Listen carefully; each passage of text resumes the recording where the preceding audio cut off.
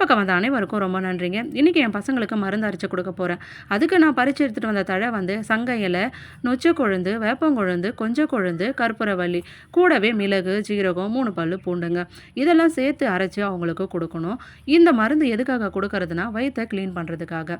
இது எது எதுக்கு நல்லதுன்னா செரிமான பிரச்சனையை சரி பண்ணும், வயிறு உபசத்துக்கு நல்லது, நல்லா சாப்பிடுவாங்க பசங்க, அதுக்கு நல்லது. கேஸ் சம்மந்தமான விஷயத்துக்கும் இது ரொம்ப நல்லதுங்க.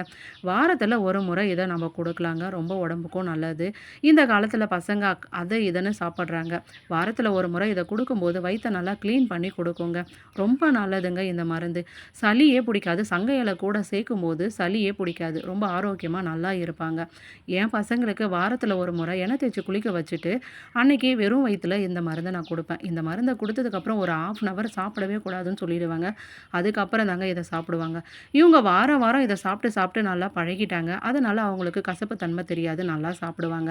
இதுவே இந்த பசங்கள்லாம் நிறைய பேர் சாப்பிட மாட்டாங்க கசக்குதுன்னு, அவங்களுக்கு டம்ளரில் கரைச்சி கூட குடிக்க வைக்கலாங்க. நல்லா சாப்பிடுவாங்க. உடம்புக்கும் ரொம்ப நல்லதுங்க. என் பையன் எப்படி சாப்பிட்றான் பாருங்கள், கசப்பே தெரியாத மாதிரியே இருக்கிறான் பாருங்கள். இவங்க சாப்பிட்டு சாப்பிட்டு பழகிட்டாங்க. உங்கள் பசங்களுக்கும் இது மாதிரி நீங்களும் கொடுத்து பாருங்கள், ரொம்ப நல்லதுங்க. இந்த வீடியோ உங்களுக்கு பிடிச்சிருந்தவங்க லைக் பண்ணிட்டு ஷேர் பண்ணிட்டு போங்க. தேங்க்யூ, பாய்.